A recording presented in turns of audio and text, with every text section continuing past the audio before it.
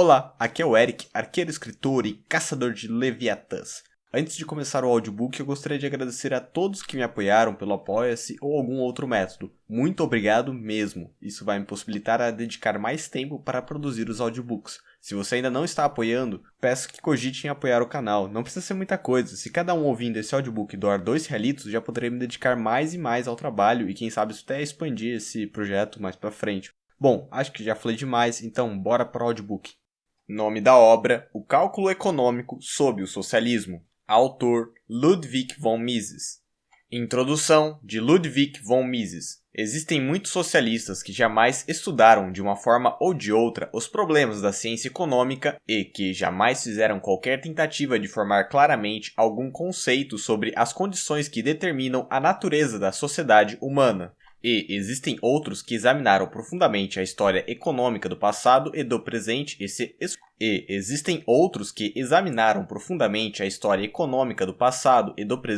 e se esforçaram, baseando-se em seus achados, para construir uma teoria sobre a economia da sociedade burguesa. Eles criticaram livremente a estrutura econômica da sociedade livre, mas consistentemente se omitiram de aplicar à economia do controverso Estado socialista o mesmo discernimento cáustico que já exibiram em outras análises, nem sempre com sucesso. A economia, em sua forma real, figura de maneira muito esparsa no cenário glamouroso pintado pelos utopistas. Na quimera de suas fantasias, eles invariavelmente discorrem sobre como pombos assados irão de alguma forma voar diretamente para dentro das bocas dos camaradas, mas se furtam de mostrar como esse milagre virá a ocorrer. Quando eles começam de fato a ser mais explícitos no âmbito econômico, rapidamente se descobrem completamente perdidos. Basta lembrarmos-nos, por exemplo, dos devaneios fantásticos de Proudhon, que queria criar um banco para empréstimos sem juros, de modo que não é difícil apontar suas falácias lógicas. Quando o marxismo proíbe solenemente que seus partidários se preocupem com problemas econômicos que vão além da expropriação, ele não está adotando nenhum princípio novo, uma vez que todos os utopistas, em todos os seus devaneios, também negligenciam quaisquer considerações econômicas mais profundas, concentrando-se exclusivamente em pintar cenários lúgubres para as atuais condições e cenários fulgurantes para a era de ouro que virá como consequência natural dessa nova revolução. Quer se considere a chegada do socialismo como sendo um resultado inevitável da evolução humana ou que a socialização dos meios de produção é a maior das bênçãos ou o pior dos desastres que pode acometer a humanidade, ao menos se deve consentir que uma investigação acerca das condições de uma sociedade organizada sobre os princípios socialistas é algo que vai, além de ser, entre aspas, um bom exercício mental e um meio de promover a clareza política e a consistência do pensamento. Em uma época em que estamos nos aproximando cada vez mais do socialismo e que até mesmo estamos, em um certo sentido, dominados por ele, uma investigação detalhada acerca dos problemas inerentes ao Estado socialista adquire uma significância suplementar para a explicação do que está acontecendo ao nosso redor. As análises anteriormente feitas para a economia de trocas voluntárias não mais são suficientes para um entendimento adequado dos fenômenos sociais ocorrendo na Alemanha e em seus países vizinhos, ao leste. Nossa tarefa nesse contexto é compreender de modo amplo os elementos da sociedade socialista. As tentativas de se obter clareza nesse assunto não precisam de justificativas adicionais. Capítulo 1. A distribuição de bens de consumo no socialismo. No socialismo, todos os meios de produção são propriedade da comunidade. É somente a comunidade que pode manuseá-los, bem como determinar como se dará seu uso em uma determinada produção. É desnecessário dizer que a comunidade só estará apta a empregar esses poderes através da criação de um corpo especial para esta finalidade. A estrutura deste corpo e a maneira como ele irá articular e representar o desejo da comunidade é, para nós, de importância secundária. Pode-se pressupor que esta última irá depender da escolha do corpo de funcionários ou, nos casos em que o poder não estiver assentado em uma ditadura, do voto majoritário dos membros da corporação. No capitalismo, o dono dos bens de produção, que é quem manufaturou os bens de consumo e, por isso, se tornou proprietário deles, tem a opção de ele próprio consumir esses bens de consumo ou deixar que terceiros o façam. Mas, no caso em que a comunidade se tornou a proprietária absoluta dos bens de consumo, tal opção não mais existirá. E eis que surge o cerne do problema da distribuição socialista: quem irá consumir e o que deverá ser consumido por cada um. É característico do socialismo que a distribuição de bens de consumo deve ser independente da produção e de suas condições econômicas, mas ocorre que a propriedade comunal dos bens de produção é incompatível com o fato de que sua distribuição irá depender de uma atribuição econômica, que é o rendimento de determinados fatores de produção. Assim, é uma contradição lógica falar que no socialismo os trabalhadores irão desfrutar de todo o rendimento do seu trabalho, quando, na verdade, está se distribuindo distintamente os fatores materiais da produção. Pois, como iremos mostrar, a própria natureza da produção socialista impossibilita que a participação de cada fator de produção no conjunto de toda a produção nacional seja determinada, além de ser impossível medir a relação entre despesa e renda. Qual critério será escolhido para a distribuição dos bens de consumo entre os camaradas é, para nós, uma consideração de importância relativamente secundária. Se eles serão distribuídos de acordo com as necessidades individuais, entre parênteses, de modo que receberá mais aquele mais necessitado, ou se o homem superior irá receber mais que o inferior, ou se uma distribuição estritamente igualitária deve ser contemplada como o ideal, tudo isso é irrelevante se considerarmos o fato de que, em qualquer caso, as porções serão administradas pelo Estado. Assim, vamos partir de uma proposição simples: a distribuição será determinada de acordo com o princípio de que o Estado trata todos os seus membros de forma absolutamente igual. Para tal, não é difícil conceber um número de peculiaridades tais como idade, sexo, saúde, ocupação e etc., de acordo com as quais cada indivíduo será classificado. Desta forma, cada camarada irá receber um punhado de cupons que podem ser redimíveis durante um determinado período de tempo em uma quantidade definida de bens específicos. Assim, ele poderá comer várias vezes ao dia, encontrar alojamento permanente, desfrutar de diversões ocasionais e, de tempos em tempos, adquirir uma nova vestimenta. Se a provisão de tais necessidades será ampla ou não, isso irá depender da produtividade do trabalho. Ademais, não é preciso que cada homem consuma a quantidade total de sua cota. Ele pode deixar que parte dela pereça sem ser consumida. Ele pode doá-la como presente. Ele pode até, caso a natureza dos bens permita, estocá-la para uso futuro. Ele também pode, por outro lado, trocar alguns de seus bens com os de outros camaradas. Um beberrão, por exemplo, irá alegremente abrir mão de bebidas não alcoólicas dada a ele caso possa trocá-las por mais cerveja, ao passo que o abstêmio irá prontamente abrir mão de sua cota de bebidas caso consiga trocá-las por outros bens.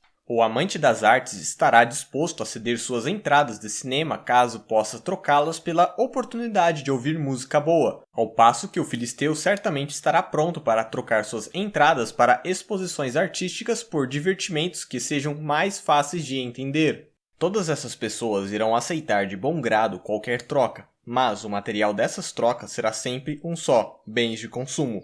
Bens de produção em uma comunidade socialista são exclusivamente comunais, eles são propriedade inalienáveis da comunidade. Logo, eles são uma coisa fora do comércio. Portanto, o princípio básico da troca poderá operar livremente em um Estado socialista dentro dos limites permitidos, e a troca nem sempre precisará se desenvolver na sua forma direta. As mesmas bases que sempre sustentaram as trocas indiretas continuarão existindo em um Estado socialista, trazendo vantagem para aqueles que incorrerem nelas.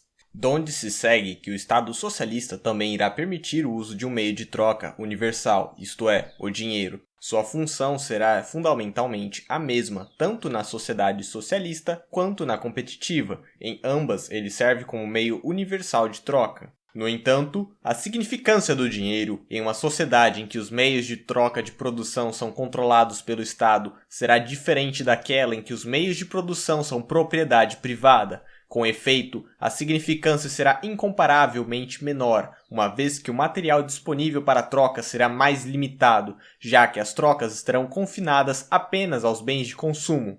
Ademais, exatamente pelo fato de os bens de produção jamais se tornarem objeto de troca, será impossível determinar seu valor monetário. Sob esse aspecto, o dinheiro jamais poderá determinar, em um Estado socialista, o valor dos bens de produção da mesma forma que ele o faz em uma sociedade competitiva. No socialismo, portanto, o cálculo em termos monetários será impossível. A relação resultante desse sistema de troca entre os camaradas não poderá ser desconsiderada pelos responsáveis pela administração e distribuição dos produtos. Eles terão de se basear nessas relações quando forem distribuir bens per capita de acordo com seus valores de troca. Se, por exemplo, um charuto passar a valer o mesmo que 5 cigarros, será impossível para a administração fixar arbitrariamente o valor de um charuto como sendo igual a 3 cigarros, e então utilizar essa igualdade como base para uma distribuição equânime de charutos e cigarros. Se os cupons de tabaco não puderem ser redimidos uniformemente para cada indivíduo, ou seja, uma parte em charutos e a outra parte em cigarros, e, se alguns receberem apenas charutos e outros receberem apenas cigarros, seja porque essa é a vontade deles ou porque a repartição pública que gerencia as trocas nada pode fazer no momento, as condições do mercado de troca teriam então de ser monitoradas. Caso contrário, as pessoas adquirindo cigarros estariam em desvantagem, pois o indivíduo que obtivesse um charuto poderia trocá-lo por 5 cigarros, embora este estivesse artificialmente precificado em apenas 3 cigarros. Logo, variações nas relações de troca entre os camaradas terão de acarretar variações correspondentes nas estimativas da burocracia quanto ao valor representativo dos diferentes bens de consumo. Sempre que houver uma variação, é porque surgiu uma disparidade entre as necessidades e as satisfações dos camaradas, o que significa que uma mercadoria está sendo mais fortemente desejada do que outra. A administração terá de se esforçar para levar esse ponto em consideração também no que diz respeito à produção. Os bens que estiverem em maior demanda terão de ser produzidos em maiores quantidades, ao passo que aqueles menos demandados terão de ter sua produção reduzida. Tal controle pode até ser possível, mas uma coisa terá de ser especificamente controlada. O indivíduo comum não poderá pesquisar por conta própria quanto vale seu cupom de tabaco, tanto em charutos quanto em cigarros. Pois, se ao camarada for dado o direito de escolher o que quer, então nada impedirá que a demanda por charutos e cigarros exceda a oferta, ou vice-versa. Isto é, que os charutos e os cigarros se acumulem nas repartições distribuidoras porque ninguém os quer. Em ambos os casos, a oferta seria descasada da demanda. Se for adotada a perspectiva da teoria do valor-trabalho, então o problema admitirá uma solução simples. O camarada será classificado de acordo com cada hora de trabalho, o que lhe habilitará a receber o produto equivalente às horas trabalhadas, menos a quantia deduzida para se atender os gastos obrigatórios da comunidade, como o sustento do incapaz, a educação e etc. Considerando-se, para fins de exemplo, que a quantia deduzida para se cobrir os gastos comunais seja o equivalente à metade do produto do trabalho, então, cada hora trabalhada renderá efetivamente ao trabalhador uma quantia do produto equivalente a apenas meia hora de trabalho. Consequentemente, qualquer um que esteja em condições de oferecer o dobro das horas de trabalho poderá então adquirir esse produto por completo, tirando-o do mercado e utilizando-o para consumo próprio.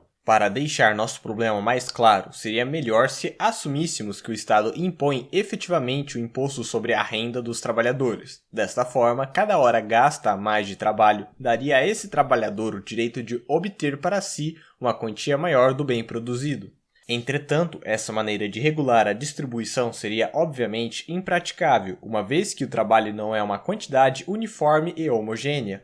Há necessariamente uma diferença qualitativa entre os vários tipos de trabalho, o que leva a uma valoração distinta de acordo com a diferença nas condições de demanda e oferta de seus produtos. Por exemplo, a oferta de obras de arte não pode ser aumentada, ceteris paribus, sem que haja uma queda na qualidade do produto. Da mesma forma, não se pode permitir que o trabalho que ofertou uma hora do mais simples tipo de trabalho tenha o direito de receber o produto originado de uma hora de trabalho bem mais qualificado. Assim, torna-se completamente impossível, em uma comunidade socialista, postular uma conexão entre a importância de qualquer tipo de trabalho para a comunidade e a maneira como será feita a distribuição do produto originado do processo comunal de produção.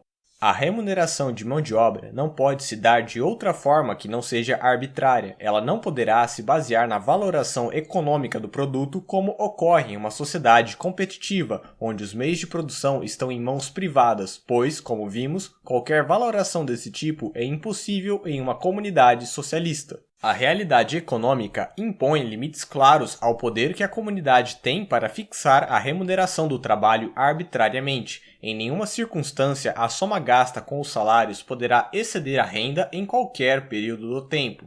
Dentro desses limites observados, a comunidade poderá proceder como quiser. Ela poderá determinar que toda a mão de obra seja avaliada igualmente, de forma que cada hora de trabalho, independentemente de sua qualidade, acarrete a mesma remuneração. Da mesma maneira, ela poderá levar em consideração apenas a qualidade do trabalho feito. Entretanto, em ambas as situações, ela deverá reservar a si própria o poder de controlar a distribuição específica do produto do trabalho. Jamais será possível fazer com que aquele indivíduo que colocou 1 hora de seu trabalho na produção também tenha o direito de consumir o produto de 1 hora de trabalho, abre parênteses, mesmo deixando de lado a questão da diferença na qualidade de mão de obra dos produtos e assumindo que seja possível medir a quantidade de trabalho despendida na fabricação de um determinado bem, fecha parênteses. Pois, além da mão de obra empregada, a produção de todos os bens econômicos impõe também custos materiais. Um bem que utilizou mais matéria-prima do que outro jamais poderá ser estimado como tendo o mesmo valor que este. Capítulo 2. A natureza do cálculo econômico. Todo homem que, no decorrer de sua vida econômica, faz uma escolha entre satisfazer uma necessidade em detrimento de outra, está, por definição, fazendo um juízo de valor.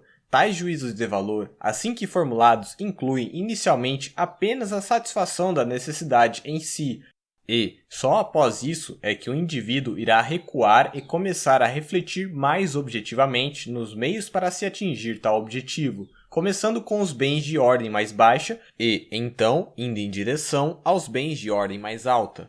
Em geral, o homem que conhece só propriamente está em posição de avaliar quaisquer bens de ordens mais baixas e, sob condições simples, é também possível que lhe forme algum julgamento sobre a importância para ele de alguns bens de ordem mais alta. Mas, nas situações em que o cenário é mais complexo e há mais interconexões que não são facilmente discerníveis, meios mais sutis devem ser utilizados para se obter uma avaliação correta dos meios de produção. Por exemplo, não seria difícil para um agricultor em isolamento econômico fazer uma distinção entre a expansão de seu pasto e a expansão de sua atividade de caça. Nesse caso, os processos de produção envolvidos são relativamente pequenos e os custos e a renda inerentes a cada processo podem ser facilmente mensurados. Mas a situação se torna bem diferente quando a escolha passa a ser entre a utilização de um rio para a obtenção de eletricidade ou a ampliação de uma mina de carvão ou a formulação de quaisquer outros planos para o melhor emprego da energia latente no carvão bruto. Nesse caso, o processo de produção é maior e mais indireto, sendo que cada etapa é mais longa. Consequentemente, as condições necessárias para um empreendimento ter sucesso são diversas, o que significa que não se pode incorrer em avaliações vagas, passa a ser necessário ter estimativas mais exatas, bem como algum julgamento das questões econômicas envolvidas. Avaliações e valorações só podem ocorrer em termos de alguma unidade, entretanto, é impossível haver alguma unidade que meça o valor subjetivo de cada bem. A utilidade marginal não postula qualquer unidade de valor, uma vez que é óbvio que o valor de 2 unidades de um determinado bem é necessariamente maior do que o valor de apenas uma unidade, mas menos que o dobro. Juízos de valor não mensuram, eles meramente estabelecem graduações e escalas. Mesmo Robinson Crusoe, que tem de tomar uma decisão em um ambiente onde não há um juízo de valor pré-definido, o que significa que ele tem de construir um baseando-se em estimativas pouco exatas, ele não pode operar utilizando unicamente seus valores subjetivos. Antes, ele precisa levar em consideração a capacidade intersubstituível dos bens para então formar suas estimativas. Nessas circunstâncias, será impossível para ele avaliar todos os bens de acordo com uma unidade já pré-estabelecida. Ele tem de avaliar todos os elementos que devem ser levados em consideração na formação de suas estimativas, baseando-se naqueles bens econômicos que podem ser analisados por um juízo de valor mais óbvio, ou seja, os bens de ordens mais baixas, além do próprio custo do trabalho. Que isso só é possível em condições muito simples é algo óbvio. Para o caso de processos de produção mais complicados e mais longos, tal procedimento não trará respostas.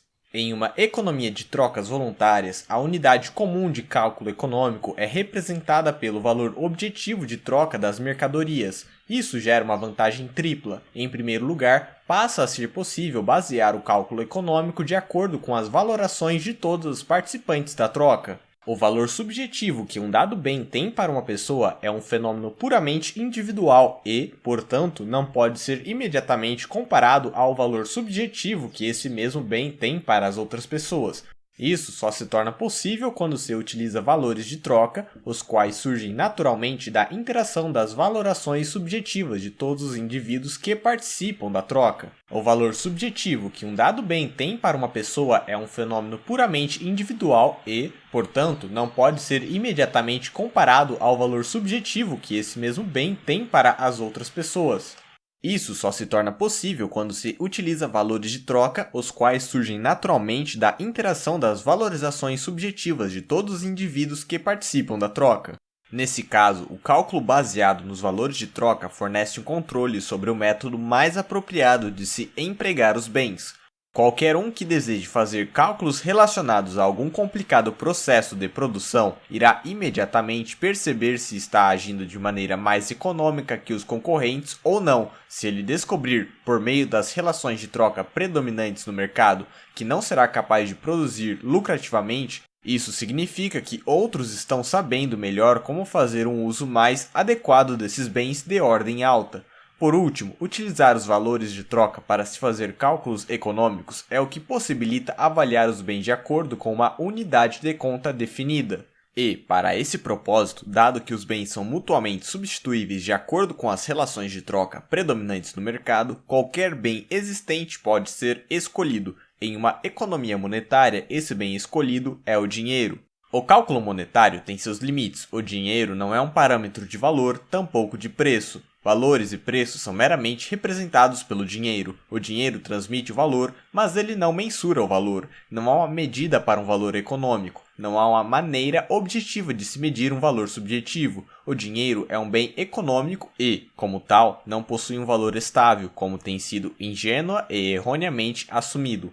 A relação de troca que há entre o dinheiro e outros bens está sujeita a constantes flutuações que podem se originar não só do lado dos bens econômicos, mas também do lado do dinheiro. Entretanto, essas flutuações perturbam apenas minimamente os cálculos de valor, uma vez que, por causa das incessantes alterações que ocorrem nas outras variáveis econômicas, esses cálculos irão se referir a períodos de tempo comparativamente pequenos, períodos nos quais uma moeda forte irá sofrer apenas flutuações relativamente triviais em seu poder de compra. A causa principal da inaptidão do cálculo monetário do valor não está no fato de o valor ser calculado em termos de um meio universal de troca, o dinheiro, mas sim no fato de que, nesse sistema, o cálculo se baseia no valor de troca e não no valor subjetivo que o uso de tal bem traz para um indivíduo. O cálculo monetário nunca poderá ser utilizado como medida para calcular o valor daqueles elementos que estão além do domínio das trocas. Se, por exemplo, um homem tivesse de calcular a lucratividade de se construir uma usina hidráulica, ele não seria capaz de incluir em seus cálculos os danos que tal esquema iria trazer à beleza das cachoeiras.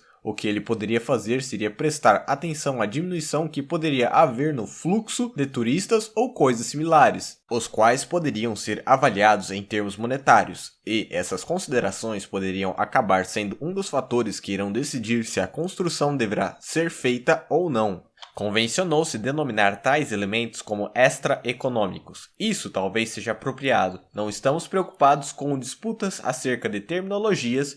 Não obstante, as considerações feitas dificilmente podem ser consideradas irracionais. Em qualquer lugar em que o homem considere significante a beleza de uma vizinhança ou de um prédio, a saúde, a felicidade e a satisfação da humanidade, a honra de indivíduos ou de nações, estas coisas, tanto quanto os fatores econômicos, são forças que motivam a conduta racional mesmo onde elas não são substituíveis entre si no mercado, o que significa que elas não entram, portanto, nas relações de troca. Que o cálculo monetário não possa abranger esses fatores é algo inerente à sua própria natureza, mas, para os propósitos de nossa vida econômica diária, isso não reduz a importância do cálculo monetário, pois todos esses bens ideais são bens de ordem mais baixas e podem, portanto, ser incluídos diretamente no âmbito de nossos julgamentos de valor. Assim, não há qualquer dificuldade em levá-los em consideração, ainda que eles tenham de permanecer fora da esfera dos valores monetários. O fato de eles não admitirem tal computo faz com que seja mais fácil e não mais difícil considerá-los nos aspectos diários de nossa vida. Assim que percebemos claramente o tanto que valorizamos a beleza, a saúde e o orgulho, certamente nada pode impedir de ter a devida consideração por eles. Aos espíritos sensíveis pode parecer doloroso ter de equilibrar os bens espirituais com os materiais, mas isso não é culpa do cálculo monetário, é algo totalmente inerente às coisas em si. Mesmo nos casos em que o juízo de valor podem ser estabelecidos diretamente sem qualquer cálculo monetário, a necessidade de escolher entre satisfação material ou espiritual não pode ser arquivada. Robinson Crusoe e o Estado socialista têm a mesma obrigação de fazer essa escolha. Qualquer indivíduo que tenha uma noção genuína dos valores morais não padece qualquer dificuldade em se decidir entre a honra e o sustento. Ele sabe muito bem qual a sua obrigação. Se um homem não pode honrar seu pão, ele pode ao menos renunciar a seu pão em nome da honra. Somente aqueles que preferem estar livres da agonia dessa decisão, porque não conseguem renunciar ao conforto material em nome da vantagem espiritual, veem na escolha uma profanação dos valores verdadeiros. O cálculo monetário tem sentido apenas dentro da esfera da organização econômica. Trata-se de um sistema por meio do qual as regras da economia podem ser aplicadas para o arranjo e a distribuição dos bens econômicos.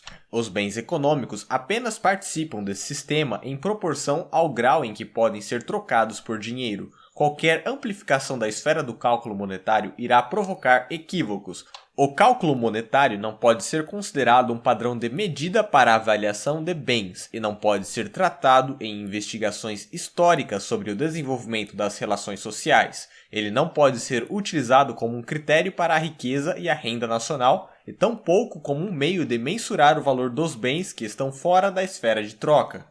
Afinal, quem seria capaz de estimar o grau de perdas humanas em termos monetários ocorridas por causa das imigrações ou guerras? Isso é uma mera tolice travestida de erudição, por mais que tal método seja utilizado por economistas normalmente perspicazes. Apesar disso, dentro desses limites, os quais nunca são ultrapassados dentro da vida econômica, o cálculo monetário preenche todos os requisitos do cálculo econômico. É ele quem nos guia através da plenitude opressiva das potencialidades econômicas. Ele nos permite imputar a todos os bens de ordem mais alta o nosso juízo de valor, juízo esse que está estritamente ligado aos bens que estão prontos para o consumo final, ou que são, na melhor das hipóteses, bens de produção da mais baixa ordem. O cálculo faz com que os valores desses bens possam ser computados, o que, consequentemente, nos fornece as bases para todas as operações econômicas com os bens de ordens mais altas. Sem a possibilidade do cálculo, todos os processos de produção, que duram vários anos, bem como todos os processos longos e indiretos inerentes à produção capitalista, seriam como tatear no escuro. Há duas condições que governam a possibilidade de se calcular o valor em termos de dinheiro. Primeiramente, não são apenas os bens de ordem mais baixas que devem estar dentro do âmbito da troca, os de ordem mais alta também têm de estar. Se eles não fossem incluídos, as relações de troca não surgiriam.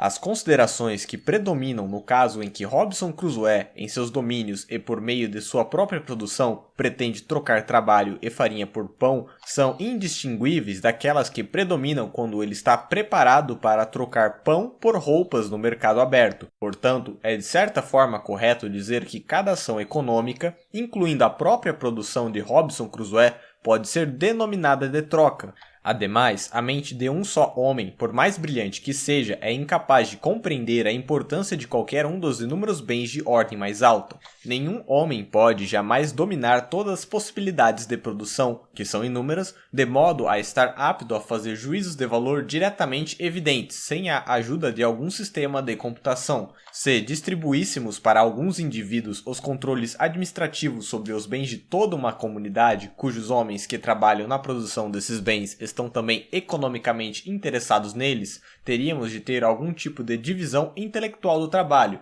algo que não seria possível sem algum sistema que calculasse a produção. A segunda condição é que existe de fato um meio de troca universalmente empregado, a saber, o dinheiro, que também executa a mesma função do meio de troca para os bens de produção. Se esse não fosse o caso, não seria possível reduzir todas as relações de troca a um denominador comum.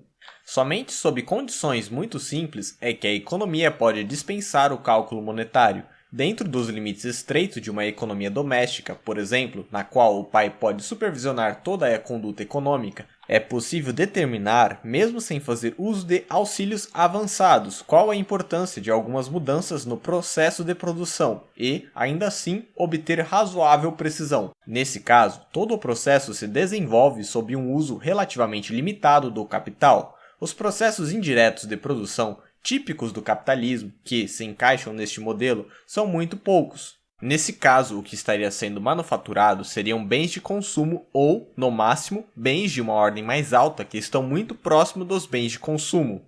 A divisão do trabalho está em seus estágios mais rudimentares. Um único trabalhador controla a mão de obra daquilo que é, na realidade, um processo de produção completo de bens prontos para o consumo do início ao fim. Tudo isso é diferente, entretanto, nas produções comunais, as experiências de um período remoto e antigo de produção simples não fornecem qualquer tipo de argumento para se estabelecer a possibilidade de um sistema econômico sem cálculo monetário. Nos limites estreitos de uma economia doméstica fechada, é possível analisar completamente o processo de produção desde o início até o fim, e julgar durante todo o tempo qual procedimento vai produzir mais bens de consumo.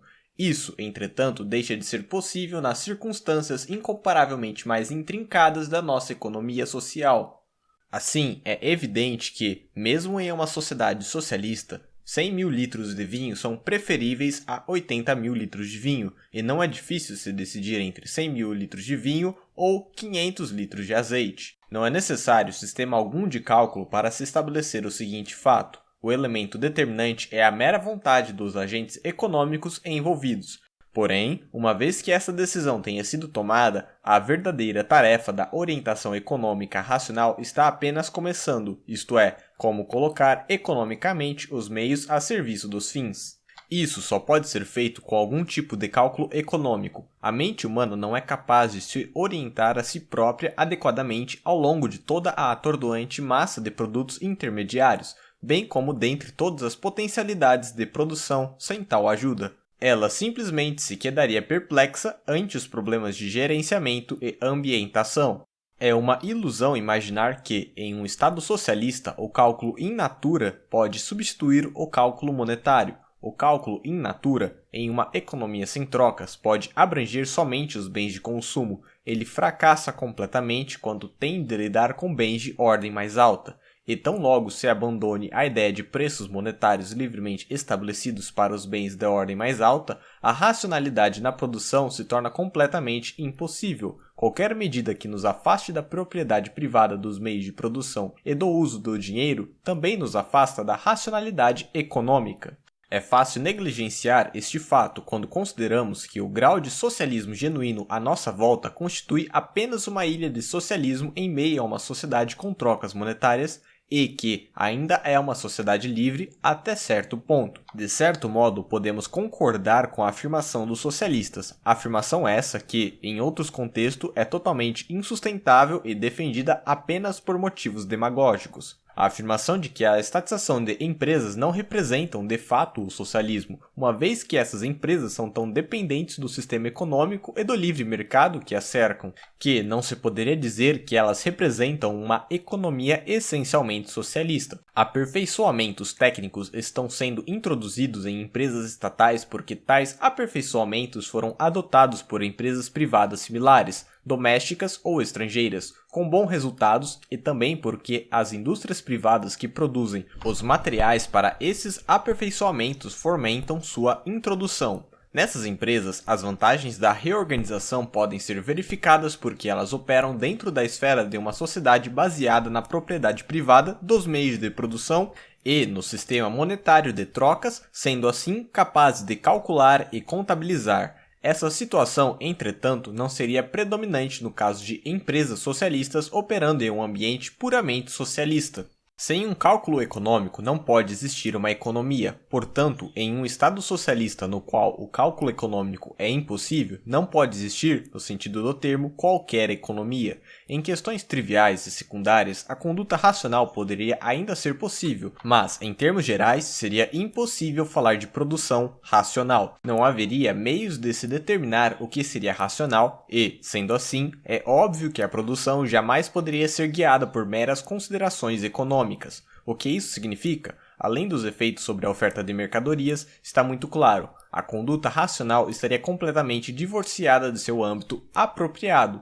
Mas será que de fato existe algo como conduta racional? Ou, mais ainda, algo como racionalidade e lógica dentro de nossas noções e reflexões?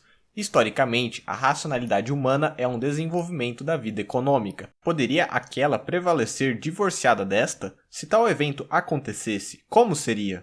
Por algum tempo, a memória da experiência adquirida com a economia competitiva, que, afinal, é o sistema dominante há alguns milhares de anos, poderia adiar um pouco o completo colapso da economia. Os antigos métodos de procedimento poderiam ser mantidos não por causa de sua racionalidade, mas porque aparentariam já estarem consagrados pela tradição. Após algum tempo, esses métodos se tornariam irracionais, pois não mais seriam compatíveis com as novas condições. Eventualmente, por causa da reconstrução generalizada do pensamento econômico, eles sofreriam alterações que os tornariam de fato antieconômicos. A oferta de bens não mais prosseguiria anarquicamente por si só, como atualmente. Todas as transações com o propósito único de satisfazer as necessidades mútuas estariam sujeitas ao controle de uma autoridade suprema. Assim, em lugar de haver um método anárquico de produção, todos os recursos estariam entregues à produção irracional de maquinarias despropositais. As engrenagens iriam girar, mas sem efeito algum.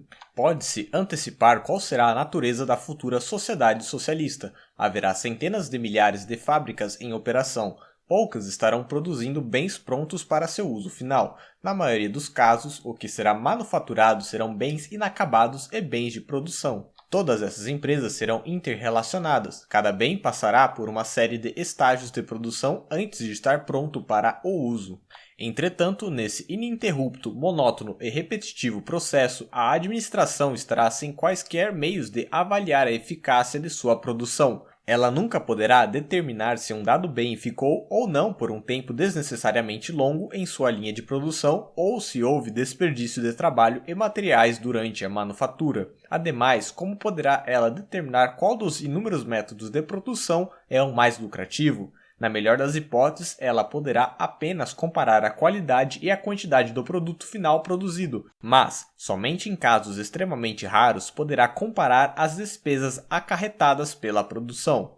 Ela saberá ou pensará que sabe os fins a serem alcançados pela organização econômica e terá de regular suas atividades correspondentemente. Isto é, ela terá de atingir esses fins com o menor gasto possível. Ela terá de fazer suas estimativas na esperança de encontrar um método mais barato. Essa estimativa terá naturalmente de ser uma estimativa de valor.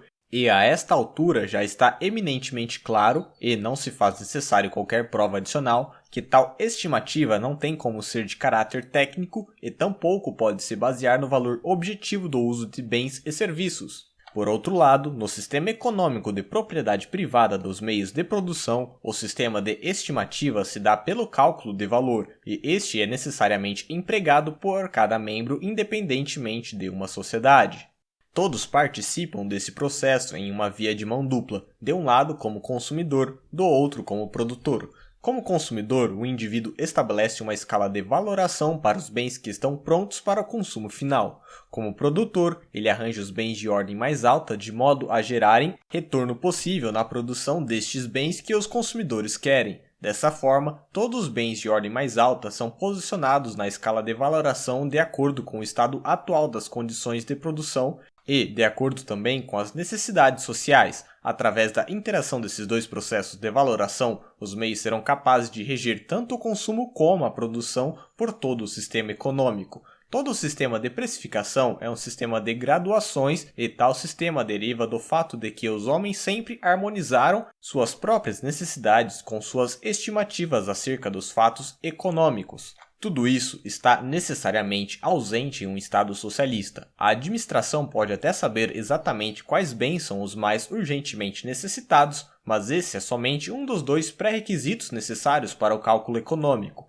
E, pela natureza do socialismo, a administração terá de renunciar a esse outro pré-requisito, a valoração dos meios de produção. Ela pode chegar a estabelecer algum valor para a totalidade dos meios de produção. Este valor será, obviamente, idêntico ao valor dado a todas as necessidades satisfeitas. Ela também poderá calcular o valor de qualquer meio de produção, estimando quais serão as consequências para a satisfação das necessidades caso esses meios sejam retirados. Todavia, a administração não poderá fazer com que esse valor seja expresso uniformemente na forma de um preço monetário, como o faz uma economia competitiva, onde todos os preços podem ser representados por meio de uma expressão comum em termos de dinheiro. Em uma sociedade socialista, embora ela não tenha por necessidade que abolir todo o dinheiro, seria impossível utilizá-lo para expressar os preços dos fatores de produção, incluindo a mão de obra. O dinheiro não terá função alguma no cálculo econômico. Imagine a construção de uma nova ferrovia. O primeiro passo seria responder às seguintes questões: será que ela deve ser construída e, em caso positivo, quantas dentre um número de trechos concebíveis deveriam ser construídas? Em uma economia monetária e competitiva, essas dúvidas seriam resolvidas pelo cálculo monetário. A nova ferrovia iria baratear o transporte de alguns bens e seria possível calcular se tal redução de custos de transporte supera os custos envolvidos na construção e manutenção de uma outra ferrovia. Tudo isso só pode ser calculado em termos monetários. Não é possível chegar a alguma conclusão simplesmente contrabalanceando o consumo de equipamentos e o estoque de equipamentos. Quando passa a não ser possível expressar ferro, carvão, horas de trabalho e todos os tipos de materiais de construção, de máquinas e outras coisas necessárias para a construção e manutenção da ferrovia em termos de alguma unidade comum, então não é mais possível fazer qualquer tipo de cálculo. A contabilidade de despesas em termos econômicos somente é possível quando todos os bens e serviços podem ser aludidos em termos monetários. É fato que o cálculo monetário tem suas inconveniências, bem como sérios defeitos, mas certamente não temos nada melhor para colocar em seu lugar. E, para os propósitos práticos da vida, o cálculo monetário, como o conhecemos em um sistema monetário sólido, sempre será suficiente. Se tivéssemos de aboli-lo, qualquer sistema econômico baseado no cálculo se tornaria absolutamente impossível. A sociedade socialista saberia como se virar. Assim, provavelmente ela iria emitir algum decreto decidindo se tal construção deveria ou não ser realizada. Entretanto, essa decisão iria, na melhor das hipóteses, depender de estimativas vagas. Ela jamais seria afundamentada em algum cálculo exato de valor. O estado estático pode dispensar o cálculo econômico, porque nele os mesmos eventos da vida econômica ocorrem repetidamente. E, se pressupormos que o primeiro arranjo de uma economia socialista estática será baseada no estado final em que se encontrava a economia competitiva, podemos até conceber, de um ponto de vista econômico, um sistema de produção socialista racionalmente controlado. Mas isso é possível apenas conceitualmente. Por ora, deixaremos de lado o fato de que um estado estático é algo impossível na vida real, uma vez que os dados econômicos estão em constante mudança. A natureza estática da atividade econômica é apenas uma suposição teórica que não corresponde a nenhuma situação real, por mais necessária que possa ser para o nosso raciocínio e para o aperfeiçoamento do nosso conhecimento econômico. Ainda assim, é correto supor que a transição para o socialismo irá, como consequência do nivelamento das diferenças de renda e do reajuste no consumo e, consequentemente, na produção, alterar todos os dados econômicos de tal modo que um elo com o estado final, em que se encontrava a economia competitiva, será algo impossível. Mas aí teríamos o espetáculo de uma ordem econômica socialista sem a bússola do cálculo econômico, o que a faria se debater em meio a um vasto oceano de combinações econômicas possíveis e concebíveis. Portanto, em um Estado socialista, cada mudança econômica se torna um empreendimento cujo sucesso não pode nem ser estimado antecipadamente e nem ser determinado retroativamente. Há apenas movimentos cegos. O socialismo é a abolição da racionalidade econômica. Capítulo 3. O cálculo econômico na comunidade socialista. Mas será que estamos realmente abordando as inevitáveis consequências da propriedade comunal dos meios de produção? Não há um meio através do qual algum tipo de cálculo econômico possa ser associado a um sistema socialista? Em todas as grandes empresas, cada seção possui, de certa forma, uma independência em sua contabilidade. Cada seção é capaz de calcular e comparar os custos da mão de obra com os custos dos materiais, o que torna possível que cada grupo individual atinja um determinado equilíbrio e classifique, por meio de uma abordagem contábil, os resultados econômicos de sua atividade. Pode-se, assim, apurar qual foi o sucesso que cada seção em particular obteve, bem como tirar conclusões quanto à necessidade de haver reorganizações, cortes de despesas, abolição ou expansão de grupos existentes ou até mesmo a criação de novos. Reconhecidamente, alguns erros são inevitáveis em tais cálculos, eles surgem parcialmente em decorrência da dificuldade de se alocar as despesas gerais. Já outros erros surgem da necessidade de se calcular aquilo que, sob vários pontos de vista, não constitui dados rigorosamente determináveis. Por exemplo, quando ao se avaliar a lucratividade de um dado método de produção, calcula-se a depreciação das máquinas, baseando-se na hipótese de elas terem uma durabilidade já pré-determinada. Ainda assim, todos esses erros podem ser considerados ínfimos, de modo que eles não atrapalham o resultado líquido do cálculo. O que restar de incerto vai entrar no cálculo da incerteza das condições futuras, que, afinal, é uma característica inevitável da natureza dinâmica da vida econômica. Seguindo-se essa lógica, pode ser tentador querer fazer, por meio de analogias, estimativas e valorações individuais para determinados grupos de produção no Estado socialista. Mas isso seria totalmente impossível, pois cada cálculo econômico para cada seção individual da mesma empresa só pode ser feito se houver um livre mercado de formação de preços. É exatamente nas transações de mercado que os preços de mercado, a serem tomados como base para todos os cálculos, são formados para todo tipo de bens e mão de obra a serem empregados.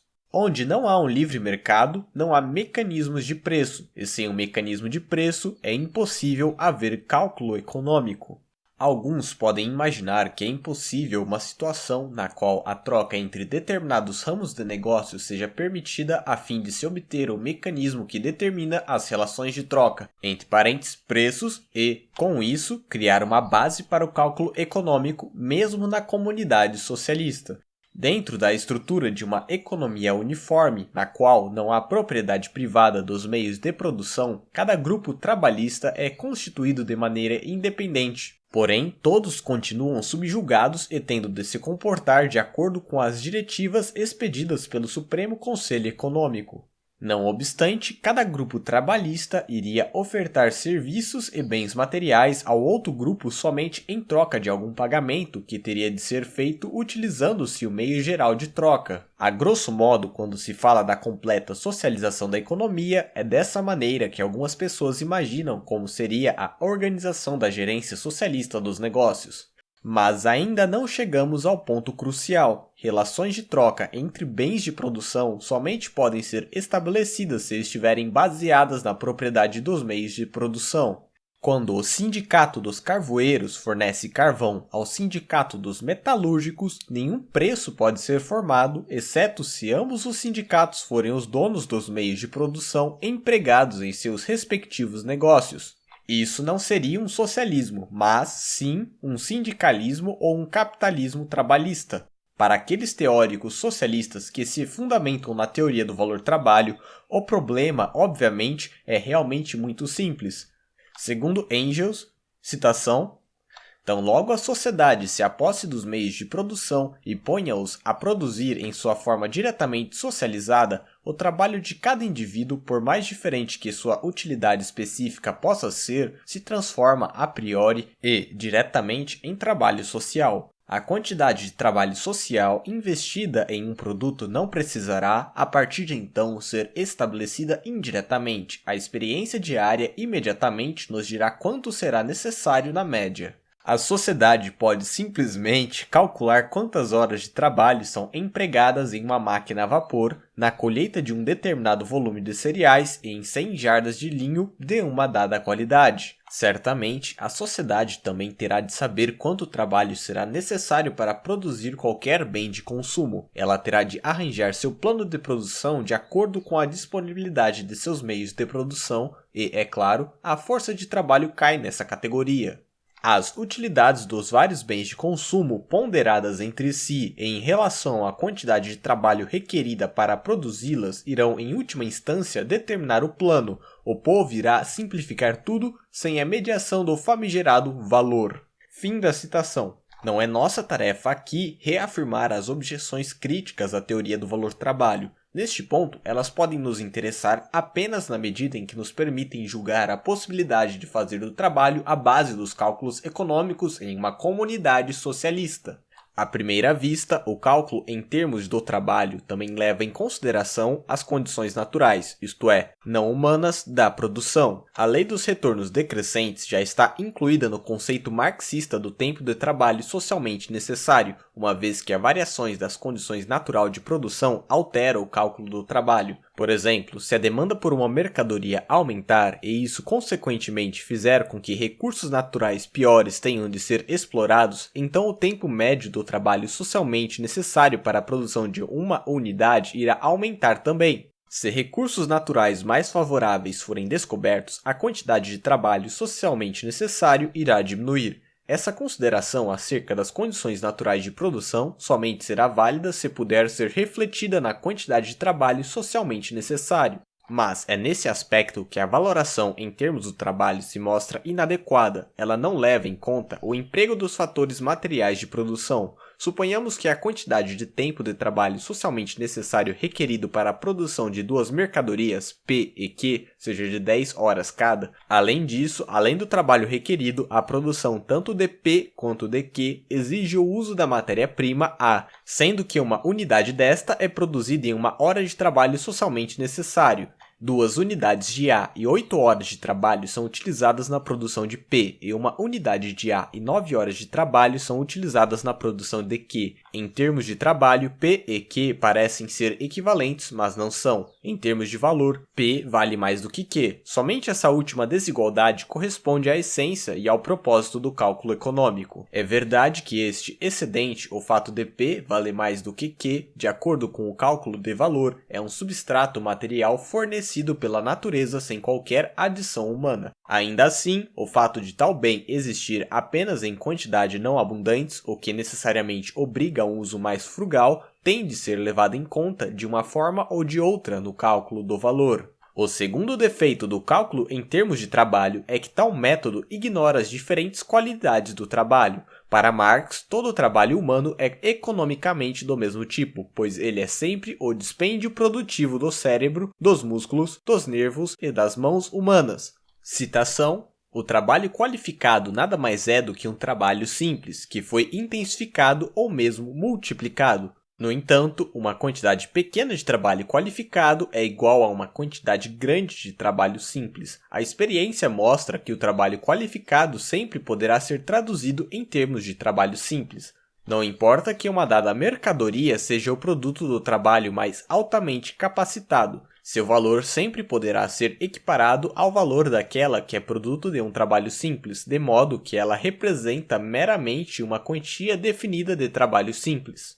Fecha a citação. Bauer que não está muito errado quando diz que esse argumento é um truque teórico espantosamente ingênuo. Para julgarmos a visão de Marx, nem é preciso averiguarmos se existe uma medida fisiológica uniforme para todo o trabalho humano, seja ela física ou mental, pois é certo que existe entre os homens graus variáveis de capacidade e destreza, o que faz com que os produtos do trabalho tenham qualidades variáveis. Ao decidirmos se é válido fazer cálculos em termos de trabalho, o que deve ser verificado é se é possível ou não colocar diferentes tipos de trabalho sobre um mesmo denominador comum sem que os consumidores façam qualquer valoração dos produtos gerados por cada trabalho. Porém, a prova que Marx tenta apresentar não logra êxito. A experiência, na verdade, mostra que os bens são consumidos em relações de troca sem que se considere se foram produzidos por trabalho simples ou complexo. E, apenas se fosse possível mostrar que o trabalho é a fonte do valor de troca desses bens, é que se poderia dizer que certas quantidades de trabalho simples são diretamente iguais a certas quantidades de trabalho complexo. Essa homogeneidade não apenas não é demonstrada, como, na verdade, ela é exatamente o que Marx estava tentando demonstrar através desses mesmos argumentos. O fato de que, em uma economia de troca, as taxas de substituição entre trabalho simples e complexo se manifestam em termos de salário em nada ajuda na tentativa de se comprovar essa homogeneidade, um fato ao qual Marx não faz qualquer alusão nesse contexto. Esse processo de comparação é o resultado das transações de mercado. Ele não as antecede, ele advém delas. O cálculo em termos do trabalho, para funcionar igualmente bem, teria de criar uma proporção arbitrária que fizesse essa substituição entre o trabalho simples e o complexo, mas isso o tornaria inútil como instrumento de organização econômica dos recursos.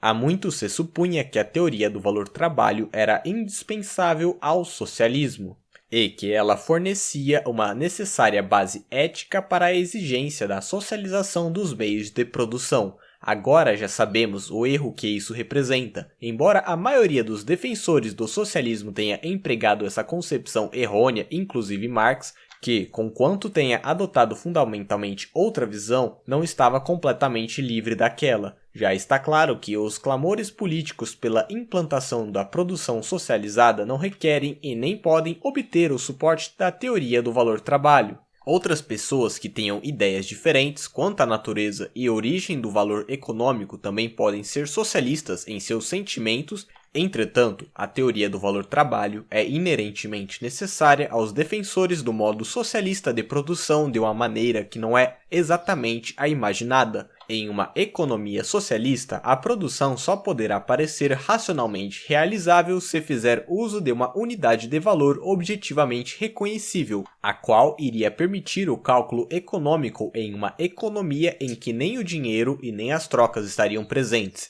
e apenas o trabalho pode concebivelmente ser considerado essa unidade de valor.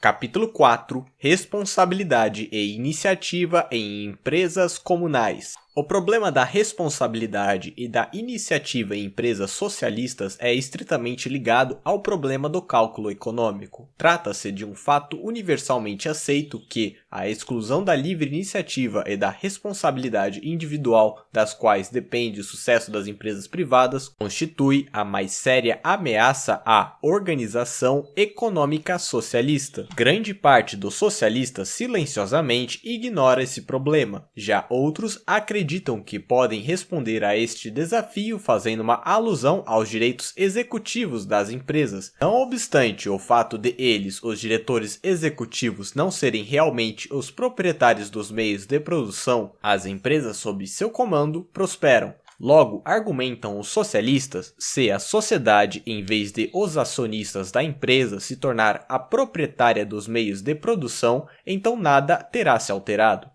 Os diretores executivos não trabalhariam menos satisfatoriamente para a sociedade do que trabalham para os acionistas. É necessário aqui se fazer um comparativo entre dois grupos de empresas de sociedade anônima. No primeiro grupo, que consiste primordialmente de pequenas empresas, alguns poucos indivíduos se unem em um empreendimento comum que assume a forma jurídica de uma empresa. Normalmente, eles são os herdeiros dos fundadores da empresa ou são ex-concorrentes que decidiram se fundir. Neste exemplo, o controle e a administração da empresa está nas mãos dos próprios acionistas ou de pelo menos alguns dos acionistas, que comandam a empresa de acordo com seus próprios interesses, ou nas mãos de acionistas intimamente relacionados como esposas, filhos e etc. São os próprios diretores, na condição de membros do conselho de administração, que exercem a influência decisiva na conduta dos negócios. Tal arranjo não é alterado caso parte do capital social esteja nas mãos de um consórcio financeiro ou de um banco. Neste caso, com efeito, a empresa só se diferencia de uma empresa comercial de capital aberto em sua forma jurídica. A situação se torna bastante diferente para o caso de grandes empresas, nas quais apenas uma fatia dos acionistas, isto é, os grandes acionistas, participa do controle efetivo da empresa. E eles normalmente possuem tanto interesse na prosperidade da empresa quanto qualquer proprietário. Ainda assim, é perfeitamente possível que os interesses deles sejam diferentes dos interesses da vasta maioria dos pequenos acionistas, que são excluídos da administração, mesmo possuindo a maior fatia do capital social. Vários conflitos de interesse podem ocorrer entre acionistas e diretores, principalmente quando os negócios da empresa são geridos em prol destes últimos. Seja como for, está claro que os verdadeiros detentores do poder nas empresas gerem os negócios de acordo com seus próprios interesses, independentemente de se tais interesses coincidem com os dos acionistas ou não. No entanto, no longo prazo, é do interesse do administrador sério que deseja uma carreira sólida e que não está meramente empenhado em obter um lucro passageiro, representar os interesses de seus acionistas em todas as situações e evitar manipulações que possam trazer-lhes prejuízos. Logo, o sucesso de uma empresa não depende meramente da adoção de motivos éticos, os interesses econômicos são também essenciais. A situação se altera por completo quando uma empresa é estatizada. A motivação desaparece com a exclusão dos interesses materiais dos empreendedores privados. E, se de algum modo as estatais prosperam, isso se deve ao fato de elas estarem copiando práticas de administração de empresas privadas ou ao fato de estarem constantemente sendo forçadas a adotar reformas e inovações pelo empreendimento privado de quem elas compram instrumentos de produção e matéria-prima. Dado que hoje estamos em uma posição que nos permite pesquisar décadas de empreendimentos estatais e socialistas, é algo amplamente reconhecido que não há meios de se adotar mecanismos de estímulo para reformar e aprimorar a produção em empresas socialistas, que elas não são capazes de se ajustar às constantes alterações na demanda e que, em suma, elas são um membro morto em um organismo econômico.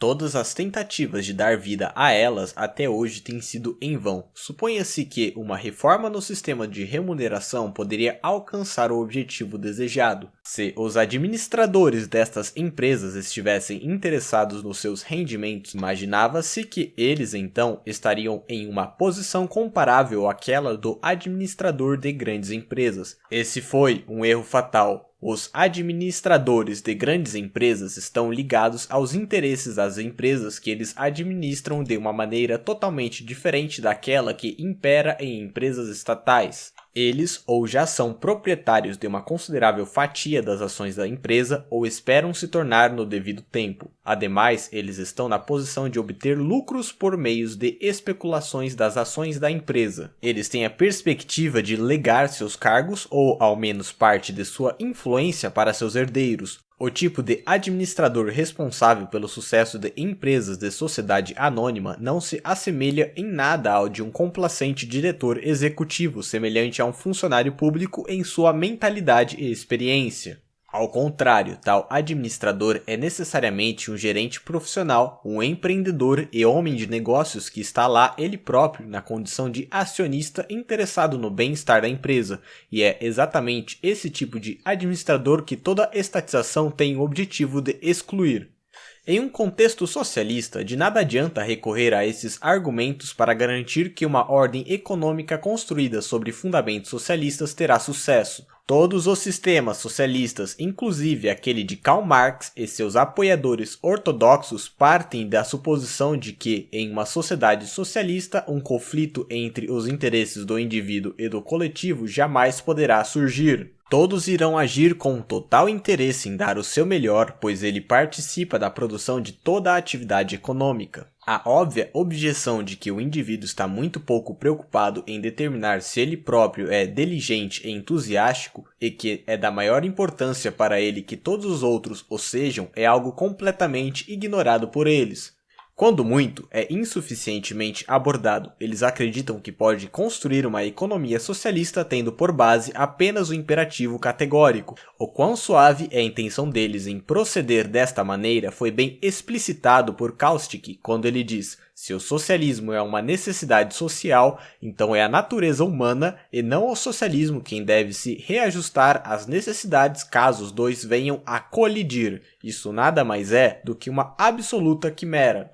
Porém, mesmo se por um momento concedermos que tais expectativas utópicas possam realmente se materializar, que cada indivíduo em uma sociedade socialista irá se empenhar com o mesmo fervor com que se empenha hoje em uma sociedade na qual ele está sujeito à pressão da livre concorrência, ainda há o problema de se mensurar o resultado da atividade econômica em uma economia que não permite qualquer tipo de cálculo econômico. Não podemos agir de maneira racionalmente econômica se estamos em uma situação que não nos permite entender o que é agir de modo economicamente racional. Uma frase popular afirma que, se os trabalhadores de empresas estatais pensarem menos burocraticamente e mais comercialmente, tais empresas irão funcionar tão bem quanto empresas privadas. Se os principais cargos forem ocupados por mercadores, a renda crescerá aceleradamente. O problema é que mentalidade comercial não é algo externo, algo que pode ser arbitrariamente transferido. As qualidades de um comerciante não dependem de aptidões inatas e nem são adquiridas por meio de estudos em uma escola de comércio ou por meio do trabalho em um estabelecimento comercial. Tampouco dependem de ele já ter sido um homem de negócio durante algum tempo. A atitude e a vivacidade comercial de um empreendedor surge de sua posição no processo econômico, porém, ela é perdida quando ele sai desse ramo. Quando um homem de negócio bem-sucedido é nomeado gerente de uma empresa estatal, ele ainda pode trazer consigo alguma experiência de sua atividade anterior e, com isso, ser capaz de fazer proveitoso uso dela por algum tempo. No entanto, com sua entrada na atividade estatal, ele deixa de ser um comerciante e se torna um burocrata, igual a qualquer outro funcionário público que ganhou uma sinecura no setor estatal. Não é o conhecimento de regras de contabilidade, de organização empresarial ou do estilo de comunicação comercial que fazem de um indivíduo um bom comerciante, mas sim sua posição representativa no processo de produção, o qual permite a identificação entre seus interesses e os da empresa. Otto, O-T-T-O, Bauer, B-A-U-E-R, entre parênteses, proeminentemente pensador marxista e líder do Partido Social Democrata Austríaco, fecha parênteses, não está apresentando nenhuma solução quando propõe, em sua mais recente obra publicada, que os direitos do Banco Central Nacional, para os quais será concedido o comando do processo econômico, sejam nomeados por um conselho diretor, do qual também participariam representantes do Sindicato dos Professores do Ensino Médio. Assim como os filósofos de Platão, os diretores nomeados podem até ser os mais brilhantes e sábios de sua categoria, mas eles não podem se portar como mercadores ocupando cargos de comando de uma sociedade socialista, mesmo que eles já tenham sido mercadores anteriormente. Trata-se de uma reclamação geral, o fato de que a administração de empresas estatais não possui iniciativa. Os socialistas creem que isso pode ser remediado por meio de mudanças na organização. Trata-se de outro erro atroz. A administração de uma empresa socialista não pode ser inteiramente colocada nas mãos de um único indivíduo, pois sempre haverá uma constante suspeita de que ele irá tirar proveito de tal situação e, com isso, permitir que seus erros inflijam pesados danos à sociedade. Por outro lado, se as decisões importantes tornarem-se dependentes dos votos de comitês ou do consentimento de importantes funcionários do governo, então se está impondo limitações na iniciativa deste indivíduo. Comitês raramente são propensos a introduzir inovações ousadas. A ausência de livre iniciativa nas empresas estatais decorre não de uma ausência de organização, mas sim do fato de isso ser algo inerente à natureza desse tipo de organização. Não se pode permitir que um empregado tenha a liberdade de organizar livremente os fatores de produção, por mais alto que ele esteja no escalão da burocracia. A tentação para tirar vantagem da situação será enorme. Quanto mais acentuado for o seu interesse material na consecução de suas atribuições, menor será a possibilidade de a ele ser designada tal tarefa, pois, na prática, ele poderá no máximo ser moralmente responsabilizado pelas perdas geradas. Ele não terá como restituir seus erros, portanto, no socialismo, as fraquezas éticas são justapostas às oportunidades de ganhos materiais. Já sob um arranjo liberal, o dono da propriedade arcará ele próprio com a responsabilidade, pois ele será o principal atingido pelo prejuízo de ter conduzido seus negócios imprudentemente. É precisamente nesse quesito que existe uma precuciente diferença entre o modo de produção liberal e o modo de produção socialista. Capítulo 5. As mais recentes doutrinas socialistas e o problema do cálculo econômico. Desde que os recentes eventos ajudaram os partidos socialistas a obterem poder na Rússia, na Hungria, na Alemanha e na Áustria, e, consequentemente, fizeram com que a implementação de um programa socialista de estatização se tornasse uma questão atual, escritores marxistas começaram eles próprios a abordar com mais detalhes os problemas da regulação da economia socialista. Porém, mesmo hoje, eles ainda evitam a questão crucial, deixando que ela seja resolvida pelos utopistas. Eles próprios preferem confinar sua atenção a tudo o que deve ser feito no futuro imediato.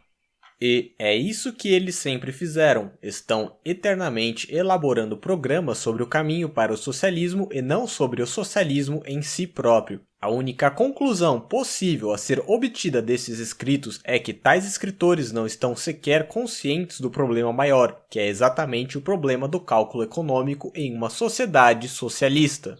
Para Otto Bauer, a estatização dos bancos é o último e decisivo passo rumo ao programa socialista de estatização. Se todos os bancos forem estatizados e amalgamados em um único banco central, então seu conselho administrativo passará a ser a suprema autoridade econômica, o principal órgão administrativo de toda a economia. Somente por meio da estatização dos bancos terá a sociedade o poder de regular sua mão de obra de acordo com um plano, e de distribuir seus recursos racionalmente entre os vários setores da produção de modo a adaptá-los às necessidades da nação. Bauer não está discutindo os arranjos monetários que irão prevalecer na economia socialista após a conclusão da estatização dos bancos. Assim como outros marxistas, ele está tentando mostrar quão simples e óbvio será o processo de transição das atuais condições vigentes em uma economia capitalista para a futura ordem socialista. Basta transferir para os representantes da nação o poder que hoje é exercido pelos acionistas dos bancos por meio dos conselhos administrativos que eles elegem, para que se possa estatizar os bancos e, com isso, assentar o último tijolo na construção do socialismo. Bauer deixa seus leitores completamente ignorantes do fato de que a natureza dos bancos é totalmente alterada nesse processo de estatização e fusão em um único banco central.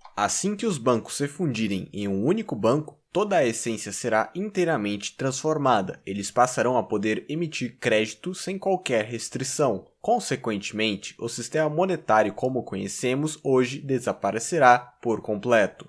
Quando, no mais, o único banco central de uma sociedade, a qual já está completamente socializada, for estatizado, as transações de mercado irão desaparecer e todas as trocas comerciais por meio da moeda serão abolidas.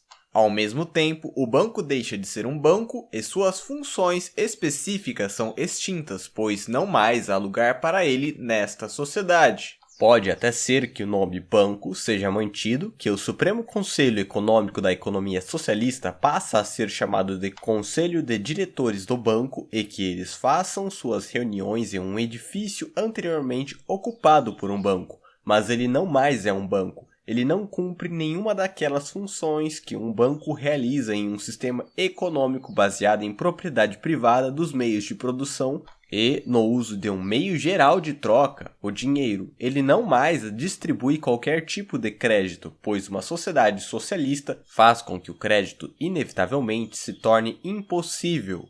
O próprio Bauer não nos diz o que é um banco, porém ele começa seu capítulo sobre a estatização dos bancos com a seguinte frase: todo o capital disponível flui para um fundo comum nos bancos.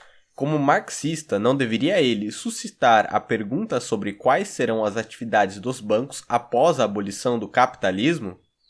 Todos os outros escritores que já abordaram os problemas da organização da economia socialista são também culpados de confusões similares. Eles não percebem que as bases do cálculo econômico são removidas pela exclusão do mecanismo de precificação e de trocas, e que algo deve ser colocado em seu lugar caso se deseje que toda a economia não seja abolida e disso não surja um caos desesperador.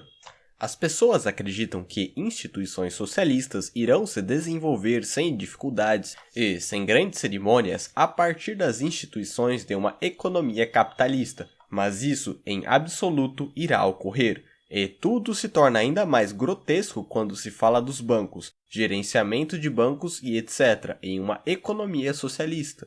Referências às condições que ocorreram na Rússia e na Hungria sob o domínio soviético nada provam. O que ocorre lá nada mais é do que um retrato da destruição de uma vigente ordem de produção social, a qual foi substituída por uma economia fechada baseada na sociedade camponesa. Todos os setores da produção dependentes da divisão social do trabalho se encontram em um estado total de dissolução. O que está ocorrendo sob o domínio de Lenin e Trotsky é pura destruição e aniquilação.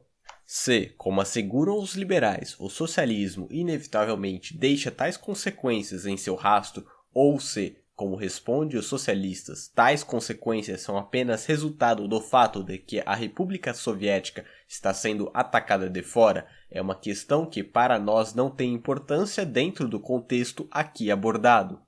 O que tem de ser estabelecido é o fato de que a comunidade socialista soviética nem sequer começou a discutir o problema do cálculo econômico, tampouco possui a intenção de fazê-lo, pois nos lugares da Rússia soviética, onde bens ainda são produzidos para serem vendidos no mercado, tais bens ainda são valorados em termos de dinheiro, pois ainda existe ali a propriedade privada dos meios de produção e os bens são vendidos em troca de dinheiro. Nem mesmo o governo pode negar a necessidade a qual ele próprio confirma ao aumentar a quantidade de dinheiro em circulação de manter um sistema monetário por um período de tempo suficiente para, no mínimo, efetuar o período de transição. Que a essência do problema a ser enfrentado pela Rússia soviética ainda não tenha vindo à luz é algo perfeitamente comprovado pelas declarações de Lenin contidas em seu ensaio Die Nächsten Aufgaben der Solidmatsche. Abre um parêntese do parêntese, eu vou colocar uma na descrição, uma área de palavras estranhas. Fecha parêntese do parêntese. Nas deliberações do ditador, há a recorrente ideia de que a mais urgente e imediata tarefa do comunismo russo é a organização das escrituras contábeis e o controle daquelas empresas das quais os capitalistas já foram expropriados, bem como de todas as outras empresas da economia. Lenin continua longe de entender que há um problema inteiramente novo com o qual ele está lidando, problema esse que é impossível de ser solucionado por meio dos instrumentos tradicionais da cultura, entre aspas, burguesa. Como um verdadeiro político, ele não se preocupa com as questões que vão um pouco mais além do seu nariz. Ele ainda se encontra rodeado de transações monetárias e não percebe que, com a progressiva socialização, o dinheiro também irá necessariamente perder a sua função do meio de troca de uso geral, pois, com a abolição da propriedade privada, as trocas também desaparecerão. A implicação contida naquela frase de Lenin é a de que ele gostaria de reintroduzir na economia soviética as técnicas contábeis burguesas, as quais só podem ocorrer em um ambiente monetário. Consequentemente, ele também deseja fazer com que especialistas burgueses sejam novamente elevados a um estado de graça. De resto, Lenin é tão ignorante quanto Bauer do fato de que, em uma economia socialista, as funções de um banco são inconcebíveis considerando-se seu atual formato. Ele deseja ir ainda mais longe na estatização dos bancos, implementando uma transformação completa dos bancos, fazendo com que eles se tornem o ponto nodal do sistema socialista de contabilidade social. As ideias de Lenin sobre o sistema econômico socialista, o qual ele está se esforçando para implementar sobre seu povo, são amplamente obscuras. Abre citação. O Estado socialista só pode surgir como uma rede de comunas produtoras e consumidoras, as quais diligentemente registram sua produção e consumo, efetuam seu trabalho de maneira parcimoniosa, elevam a produtividade de sua mão de obra ininterruptamente e, assim, alcançam a possibilidade de reduzir as horas de trabalho para 7 ou 6 horas, ou até menos horas por dia. 3 pontos. Cada vilarejo representa uma comuna produtora e consumidora, que tem o direito e a obrigação de aplicar a legislação geral soviética à sua própria maneira, entre parênteses, à sua própria maneira, não no sentido de violação, mas sim no sentido de variedade de suas formas de realização, fecha parênteses, e de solucionar à sua própria maneira o problema de como calcular a produção e a distribuição dos produtos. Fecha citação e abre aspas. As mais importantes comunas devem e irão servir como educadoras, professoras e líderes estimulantes para as mais atrasadas. Fecha aspas. O sucesso das primeiras comunas tem de ser difundidos em todos os seus detalhes para assim servirem de bom exemplo. As comunas que, entre aspas, mostrarem bons resultados devem ser imediatamente premiadas com, entre aspas, uma redução no dia de trabalho e com um aumento nos salários e permitindo que se dê mais atenção a bens e valores culturais e estéticos. Podemos deduzir que o ideal de Lenin é uma sociedade na qual os meios de produção não são de propriedade de alguns distritos ou municipalidade e nem mesmo dos trabalhadores das empresas, mas sim de todo o público. Seu ideal é socialista e não sindicalista.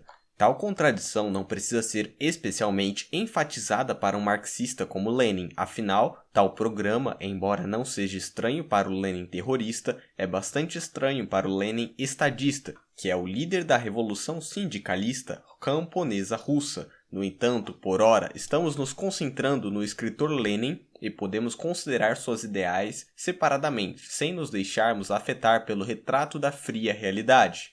De acordo com o Lenin terrorista, cada grande empresa agrícola e industrial é um membro da grande comunidade de trabalho. Aqueles que são ativos nessa comunidade têm o direito a um governo autônomo. Eles exercem uma profunda influência na direção da produção e, de novo, na distribuição dos bens que lhes são especificados para consumo.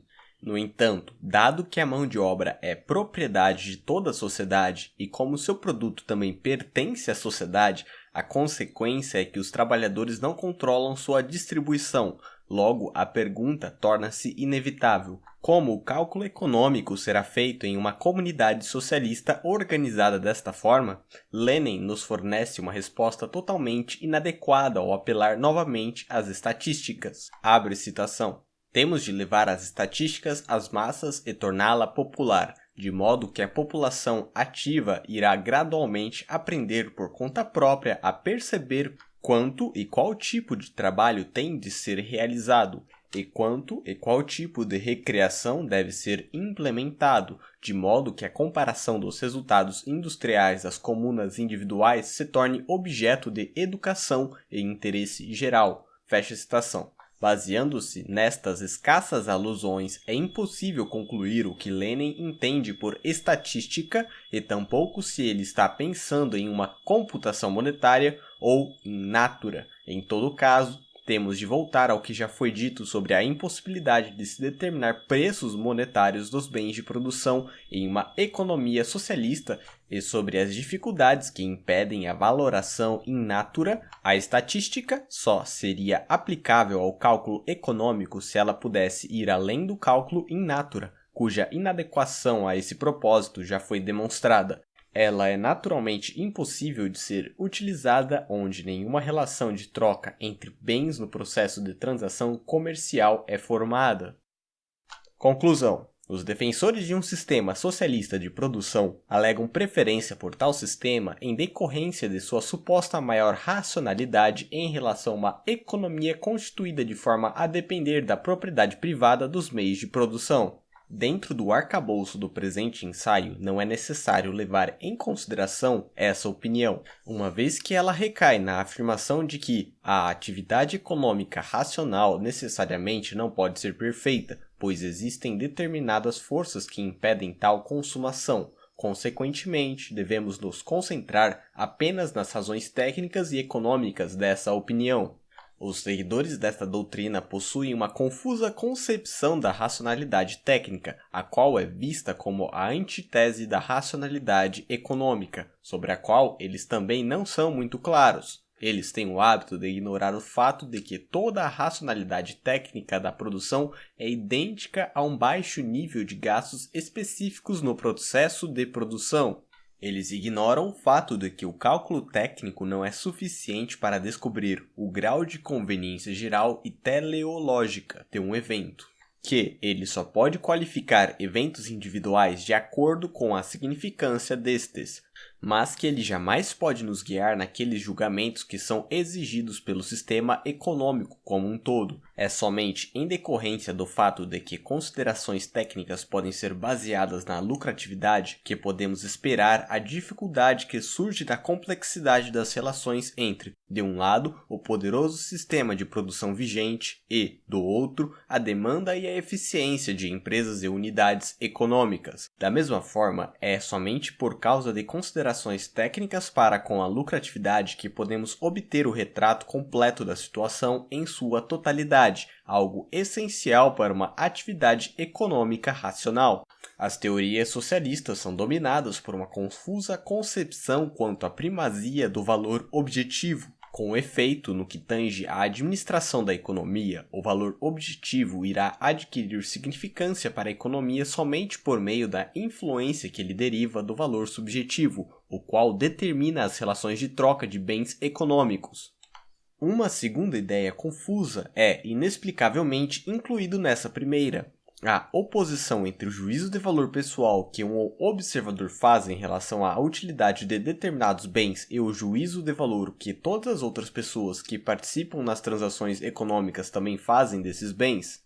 Se um indivíduo considera irracional gastar muito dinheiro com cigarros, bebidas e prazeres similares, então sem dúvida ele está certo do ponto de vista de sua própria escala pessoal de valores. Porém, ao fazer tal julgamento, ele está ignorando o fato de que a economia é apenas um meio e que, quaisquer que sejam suas considerações racionais que influenciam seu padrão de preferências, a escala de fins supremos é uma questão de deconação, entre parênteses, tendência consciente para atuar, fecha parênteses, e não de cognição. O fato de que a atividade econômica racional é impossível em uma sociedade socialista não pode, obviamente, ser utilizado como um argumento a favor ou contra o socialismo. Aquele que está disposto a adotar o socialismo por questões éticas e que sabe que a oferta de bens de consumo para os seres humanos sob um sistema de propriedade comum dos meios de produção será reduzida, ou aquele que é guiado por ideais ascéticos em seu desejo pelo socialismo não irá deixar seus esforços serem influenciados por tudo o que foi dito neste ensaio. Menos ainda serão influenciados aqueles socialistas culturais que, como Muckle, esperam que o socialismo primariamente efetue a dissolução da mais assustadora de todas as barbáries, a racionalidade capitalista. Porém, aquele que espera que o socialismo traga um sistema econômico racional será forçado a remixar suas noções. Fim do livro. Se você gostou da leitura, por favor, não se esqueça de apoiar o canal. Isso vai me possibilitar a trazer mais audiobooks para você que está aí do outro lado da tela. Muito obrigado por assistir até aqui. Ouvir, né? Abraço, tchau.